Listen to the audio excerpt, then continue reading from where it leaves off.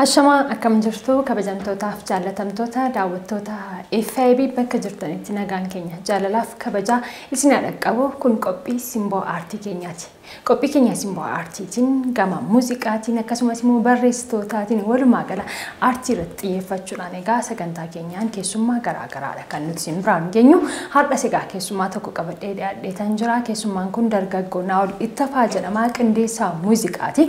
Muuziqaawwan garaagaraa qindeessuudhaan kan beekamu keessummaa keessummaa simboo aartii keenya ta'eeti kan inni jiru. Isin egaa haga xumura qophii keenyaatti nu faana turtii taasisaa isiniin jecha gara qophii kanaatti isin dabarsa. Qophii kana qopheessee kan isin biraan ga'u an Ayyaantuu Tulluuti gama ogummaa teeknikaatiin dabalaa nagaasaaf akkasumas immoo seenaa lammii nu faana turu haga xumuraatti turtii gaarii. Baga nagaan dhufte. Baga nagaan dhufte. Muuziqaa qindeessuu qofa moo sagalee si yaaltame sagalee yoo qabaatte sagaleedhaan waa jettee akkati qophii keenya eegaltuuf. Ammaa fi yaaluun jalqabne gara fuulduraatti. Akkamittiin muuziqaa keessa oltee sagaleedhaan akkamittiin yaalte? Kana booddeetti na yaala deema yaadammaa fi yaalle ga'a. Ani garuu yaaltee sagaleen keessatti bareedu dinnaan waan dhiiste natti fakkaata. Kan ofii namni hin jaallatu yooma namni namaa jaallatedha. Muuziqaa qindeessuu gaafa jedhamu maal fa'aa of keessatti qabatame akkuma walii galaatti? Qindeessuun gosa garaagaraa of keessatti qabata garuu muraasa amma kan nu baratamaan sagalee fi muuziqaa walirratti dhuunfata. Garuu qindeessuu keessatti kan hin barbaachisummaatti ilaalu tokko yeedaloomaa fi walaloo sanallee utubanii nama sanaaf sirreessanii muuziqaa wajjin walitti hidhanii babbareechanii baasuudha jechuudha gorsa faana dabalatee akkasi. Amma kan kootoo sagaleen kun sirbaaf yaalee yookaan immoo simbira dhufee kan bareedaan ta'a. Ammaa faasaa harta yoon sagalee kee dhagee. Sirbee si dhaggeeffachiisu. Barumsaan immoo ogummaa kana kan itti argatte yookaan haala kamiin immoo ogummaa kana kan itti argatte? Ogummaa kana kanan jalqabe kiiboordii taphachuu waldaa amantaa kiristaanaa keessatti jalqabe. Sanumaati gara qindeessummaa kana ijoollee baay'ee bira deemee ilaalutti ka'e. Sanarratti ijoollee akka hundeefaa jedhaman kana biraan deema qindeessaa muuziqaa. Ijoolleen tokkos gara olataa kanan turanii. Paalos faayidaan isaan baratuun deddeebi'u ogummaa kana xinnoo horadhe. Sanumaan gara barumsaatiinis xinnoo ishee dhaqee fudhadhe. Gara biraatiif kan deeggaree Daawit Taaddasee biras. Qindeessaa muuziqaa jechuudha. Sallee karaa kana galateeffachuun barbaada. Kanuma kanaan gara qindeessummaatti seenee jechuudha. Muuziqaa tokko qindeessitanii gara uummataatti baasuudhaaf yeroo hagamiiti kan inni fudhatu? Yeroo hagamii keessatti xumuruu dandeessu? Waan hundumtuu mijataa ta'e jechuudha. Yoo mijataa ta'e normaalii yeroo nu barbaada. Waan gaarii hojjechuuf yeroo nu barbaada. Aguma nu birallee aga ji'a tokko ji'a lamaa kan waggaa tursan hin jiru. Garuu kan nama tokko qofas mini kan hojjetamu kan namoota garaagaraa jira waan ta'eef hojiin gaafa bizii nama godhu. Ana bira haga ji'a tokko akkas ta'a yoo baay'ate jechuudha. Baay'ee yoo ture kan achi torban lama torban sadiitti nama kennaaf jechuudha. Si'aayinas qabda jechuudha daftee xumuruudhaaf.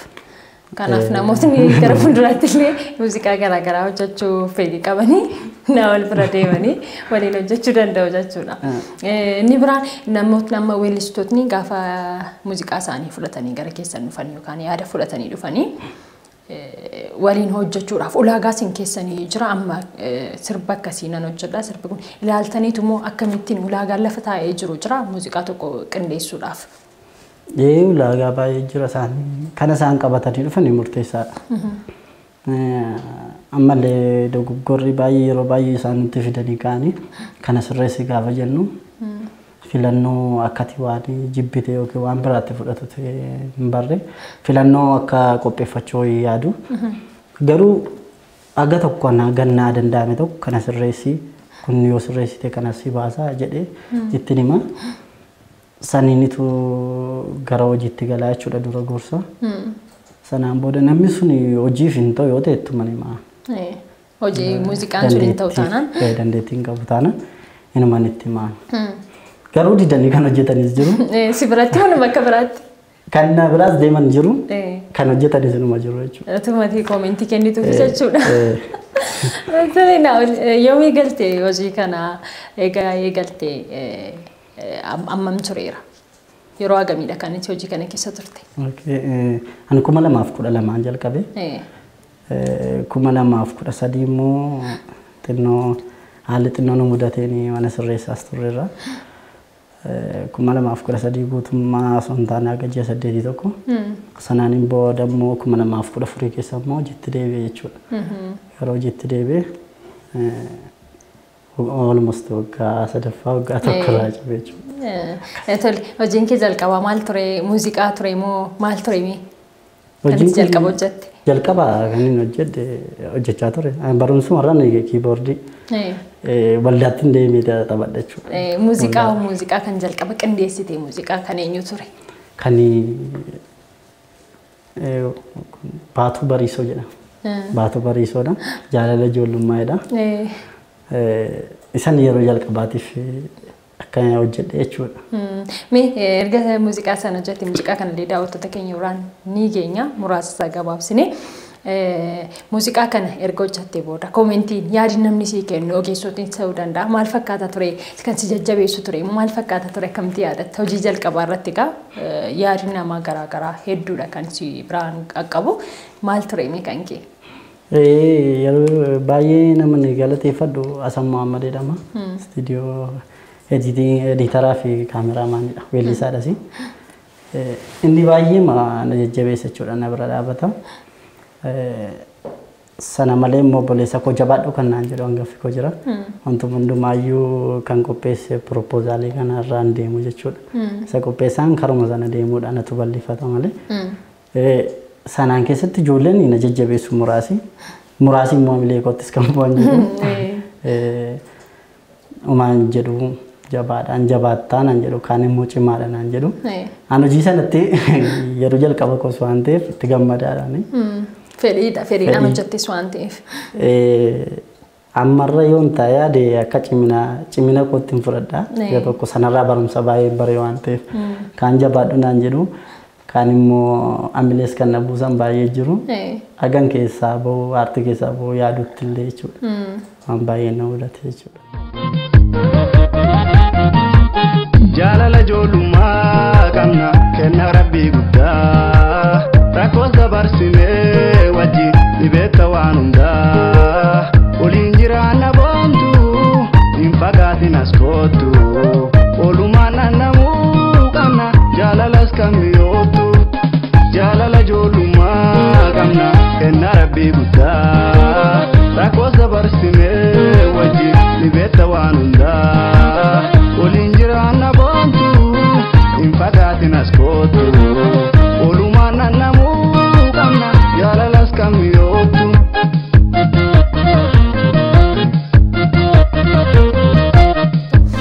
Yeroo baay'ee egaa kabiroon muuziqaa tokko yookaan immoo wallee tokko bareechuudhaa fi qindeessaan muuziqaa fi daayirektarri murteessaadha jedhama. Kan akkamittiin ilaaltati? Sirriidha. As keessatti garuu baratamaan itti fakkaatu akka yaadutti daayirektarri dhufee nuun qunnamu.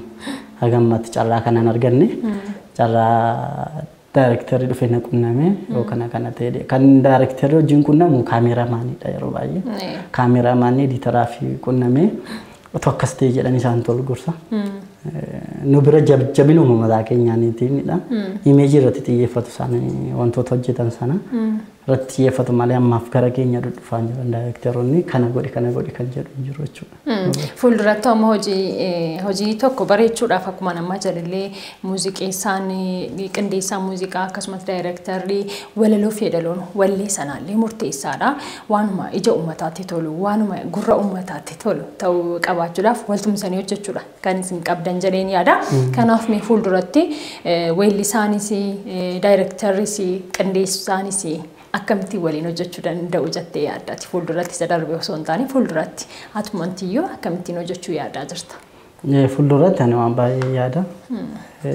Utuu daayirekteeraa gorsaama mataa kootti gara aartii irraan qofaatti qabaadhe. Normaali obboleessi koo na gorsaa akka tokko hojii dhuunfaasaa waan qabuuf hagana mara miti. Garuu ufuma kooti jajjabina keenyaan hojjechaa jira amma garuutu daarikteerri wantoonni garaagaraa namoonni aartii barbaachisan kun weellisaa hundi keenya ol quunnamnee muuziqaa irratti irree nu jabeessuu danda'u kana godhe jedhanii gorsa nu laachuu hin danda'u maaliif weelluu sana irratti murtaa'aa waan ta'eef kana booddeetti garuu ani namoota akkasii qunnamuuf yaada akkasii hin qabachuudha. Tole jabaadhu siin jennamiti illee tole inni biraan egaa sirboota qindeessite ni jiru kanan dhageesse hin jira kanan beekus haa ta'uti garuu walumaa galatti sirboota hagamii qindeessitee jirta haga ammaatti ati sirboota eenyu fa'ime? Baay'een qindeesse baay'inaan yaadachuu dhiisuu danda'a garuu muraasa isaanii hin jiru muraasa isaanii akka kannasii Nafiisaa Abdul Gaariin fa'aa hin jiru Boontuu Kabbadaa fa'aa kan biraa Daani'el Badhaadhaa warroonni akkasii hin jiru baay'eedha isaan normaali yaadachuu dhiisuu hin danda'a akka Toomaasii biyya hambaa jiranillee namoota akkasii hojjechaa hin jiru jechuudha hojjedhee gabaarra oolaniiru jechuudha. Mee sirboota qindeessite keessaati gabaabaatti sirba tokko daawwattoota keenya biraan nageenya kamiin filtaaf daawwattoota keenyaaf? Kan Nafiisaan filaafan. Tole egaan kabajamtoota daawwattoota keenya sirba Nafiisaa egaa kan qindeessite jiru naa olitti hafaadha gabaabsinee egaa muraasa yeroonis nuun ga'u waan ta'eef sirba Nafiisaa isin biraan geenya jechuudha daawwadha.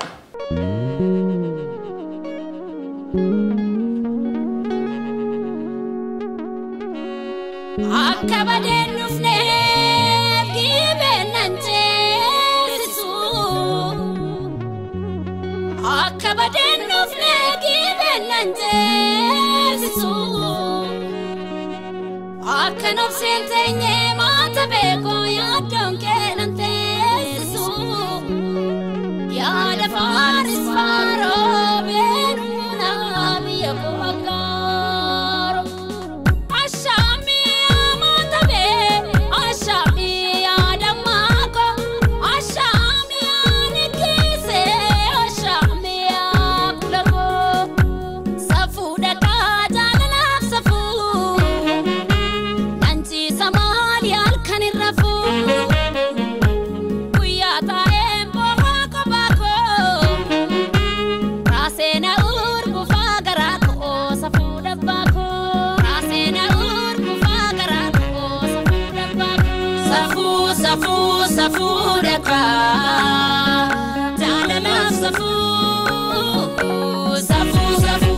Hai, me hojii qindeessuu kana keessatti muuziqaa qindeessuu kana keessatti egaa weellistoota dhufanii ta'uu danda'a karaa garaagaraadhaan mudannoowwan adda addaa qabda jedheen yaada. Me mudannoo ati hin daganne hojii kana keessatti mudannoo akkamii qabda?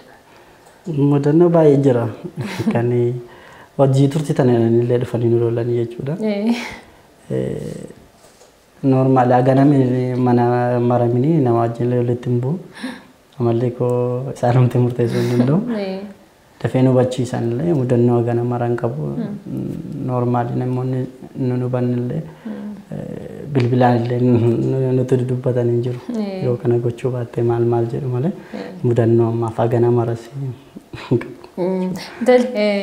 Weellistootni fi isinoo qindeessaan muuziqaa tokkoo fi weellisaan tokko akkamittiin walii galuu qaba? Akkamittiin walii galtuu isaa gaammaatti hojii kee keessattis ta'uu danda'a.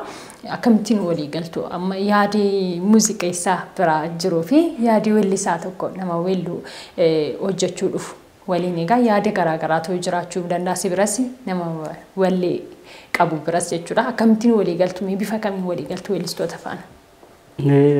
Weellistoonni gaggaariin jiru gaafa dhufanii yaada namarraa hubatanii kan yaada kootu ta'a jedhanis hin jiru.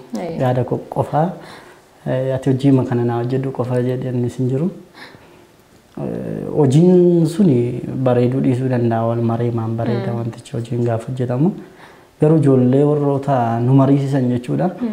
Wantoota garaagaraallee ituu kanatee jennee qindoominaan hojjedha jechuudha isaanii wajjin. Namoota biraallee gorsa fudhadhe anis isaaniifis immoo hanga danda'e tokko hiree fi hojii qindoomina akkasiitiin hojjenna jechuudha muraasa. Baay'ee gaariidha.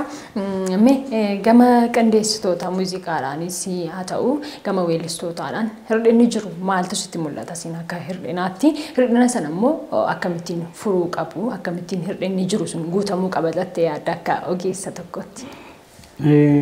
Gama weellistoota kanaani ammaaf baay'een isaanii hojii bishaataa fidanii dhufan bilchaatu jechuudha. Kaan immoo istuudiyoo keessatti kan barreessan baatu jira jechuudha. Achuma ta'anii jechuudha. Achuma ta'anii yaada akkasiin qabatanii murteessanii namoonni ciccimootti yaadanii kun hin ta'u jedhanii bilchaataa godhanii barreessanii dhufanis hin jiru. Yeroo kana garatti qabu akka koottan garatti qabu wallaala. Namoota baay'ee namoota itti dhiyaadhutti nima dhiisii hojii akkasuma maqaa kanaan hojjetiin jedhee itti nima. Kaan immoo sin naga'u ciruma jechuudha. Yoo tidhiistes filannoo qabadee sokka. Bakka biraatti deemanii hojjechuuf. Bakka biraatti deemanii hojjechuuf. Amma immoo aartii keenya qofaatu hin taane inni illee qindeessaa muuziqaa ta'e biizinesiif qofaaf jedhee kan hojjetu illee. Kan hojjetu jira. Gama kanaanis aartiinis babbadaa jira jechuudha muraasisa. Akkuma cimina qabu wantoota fofokkisaa muraasillee jira jechuudha karaa qindeessitoota muuziqaa. Anillee guutuu osoo hin taane sichillee wantoota ciccimaa nan hojjedhee yaada gara fuulduraatti ammoo jabaadhee inni garuu aartii kana gara dudduubaatti akkuma dhaamsaatti illee kan himadhu gara dudduubaatti harkisuuf utuun goonu ta'e wantoota daddafii kana utuun hojjennu ta'e tokkotti akkiitti yaada. Gama lamaan keenyaa rakkoon jira. Egaa isaan ammoo walta'iin isaanii kan furuu qabdan jedheen yaada. Yeroo ammaa kana egaa muuziqaan Oromoo sirbootni mimmiidhagoo ta'anii baatii kan isaan jiran hojjetamaatii kan isaan jiranii fakkeenyaaf amma yeroo waggoota muraasa dura wanta tokko ibsuudhaaf fakkeenyaaf akka loomii yoo jedhame loomii sanadha kan yeroo waa'ee viidiyootti arginu akka burtukaanaa yoo jedhame burtukaana kan viidiyoo irratti arginu yeroo ammaa kana immoo viidiyoon hojjetamaatii jiranii gochaan yookaan immoo bifa adda ta'een kan hojjetamaatii jiru sirboota garaagaraa irratti akkuma arginu jechuudha. Fakkeenyaaf sirba kan weellisaa Galaanaa Gaaromsaa Walagarraa kan jedhu sanarratti amma fakkeenyaaf haceedha kan inni faarsaati kan maqaa haceedha kan inni dhiyeetee ture. Duuni noollee jechuudhaan jechuudha. Gaafa maqaa haceedha'u akka duriitti osoo ta'e suuraa haceedha kan namootni fayyadamani. Amma garuu achirratti daayirektiingiidhaan illee kan hojjete amansiisaa ifaadha. Sanarratti amma gochaan kan inni argisiiseetu jiru Galaanaa Gaaromsaan. Amma fakkeenyatti akka fakkeenyaatti hin fudhadhe malee sirbootni hedduun isaanii akka kanattidha kan isaan hojjetamaatii jirani. Sanaanis jaalatamummaa guddaa argatanii yuutuubii gubbaarratti illee yeroo ammaa kan uummatni Oromoo daawwachuudhaan jajjabeessaati kan inni jiru. Akka kanatti itti fufuudhaaf sirbootni mimmiidhagoo hojjetamuudhaaf ga'een qindeessitu maalimi jettee yaadda sirboota mimmiidhagoo kana hojjetanii uummatatti baasuudhaan?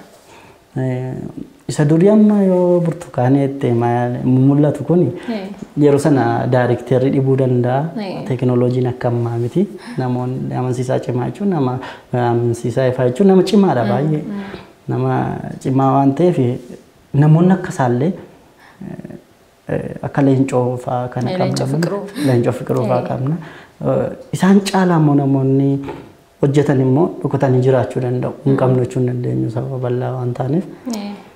Namoonni akkasiillee ammallee dabalanii karaa barumsaa ta'uu isaanumarraallee yoo ta'e barumsaan osoo ka'anii kana caalaallee hojjechuu hin danda'ama aartii Oromoo irratti jechuudha. Warra yeroo sanaaf ammaa immoo wal bira qabuun baay'ee ulfaata bara teekinooloojii haga namarra hin jirre waan ta'eef waama jiruun ibsatan.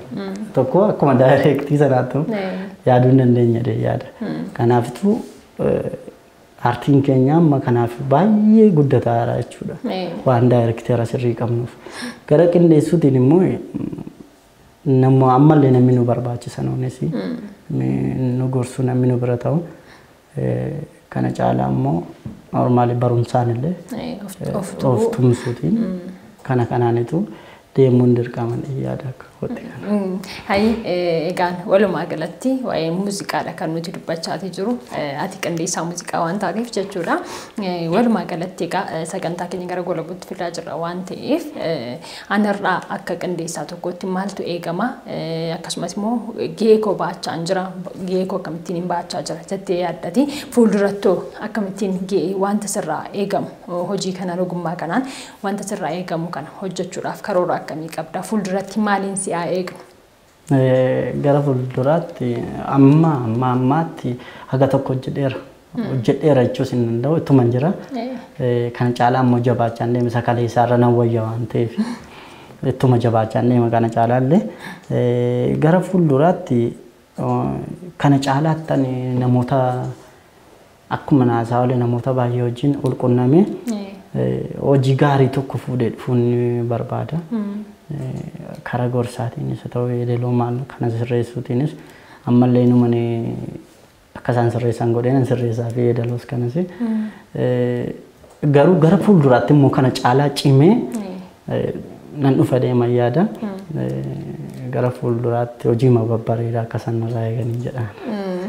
Hayi xumura irratti waan jechuu qabdu yoo jiraate kan galateeffachuu barbaadu akkasumas immoo walumaa galatti ergaa yoo qabaatte dhimma aartii Oromoo ilaalchisuudhaan ergaa yoo qabaatte carraasii kenne sagantaa keenya haa goolabnu.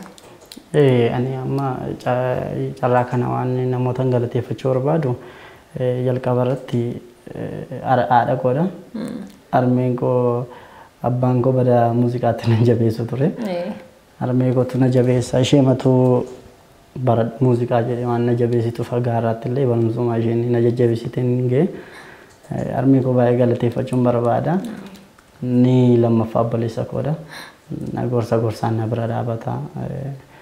Natti mas aga tokko na deeggaraan jechuudha. Maatii maa qaba waan ta'eef gana maratinootti jabaachuu dandeessi. Isas baay'een galateeffadha. Kan biraa Hasan Muhammad. Baay'ee nama galateeffadha. Nama gatii guddaa wajjin kaffalledha isaa wajjinis. Obboleessa koodha bakka inni. Baay'ee nama jaalladhu nama baay'ee galateeffachuu barbaadudha. Na bira dhaabbateera baay'ee. Buntu Gabbadaas akkasuma biyyaan baarti. Ishee galateeffachuun barbaada. Kan biraa Daawit Taaddasee irra deddeebi'ee nama galateeffachuu barbaadu istiidiyoo dhufee lafan jirutti wantoota muraasa illee natti agarsiisaa ture jechuudha. Nama baay'ee galateeffachuu barbaadudha. Amma istiidiyoo mataa keetii ni qabdamti guutuu? Amma Hasan wajjin hojjenna wanta tokko wajjin isa wajjin jirra. Isas baay'ee galateeffachuun barbaada. Kan biraa FIB na kabajanii asitti na waamuu keessaniif baay'een sin galateeffadha. Galatoomaan jedha. Hayyee ulfaadhu egereen aartii Oromoo keessumatti gama muuziqaadhaan harka keedha kan isheen jirtu jabeessii jabaadhu hojjedhu gara fuulduraatti hojiilee gurguddoo hojjettee bal'inaan immoo akka agarru abdii guutuu qabna ulfaadhotillee nu kabajee gara istuudiyoo keenyaatti waan dhufteef galatoomaa.